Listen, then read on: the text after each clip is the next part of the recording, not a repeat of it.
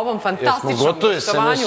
Gotovi smo, ali... Slušaj sad ovo, opet, znači, nisam pustio ni jedan moj spot, brate, koji sam doneo. Me razumeš o čemu se radi? Možda je baš to Braćala, ne razumem. Ne, ali to je... Pustili smo spot. Ne, pustili ste dance spot sa DJ Šonetom koji nema veze sa repom.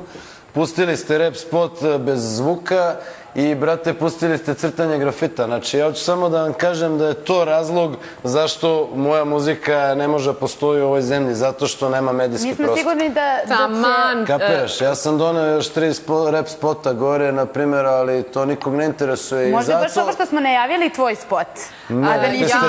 Ovim putem zamolit ćemo režiju, nećemo da... Ne, slobodno pustite, a nema pointi da pustite, mislim, šta?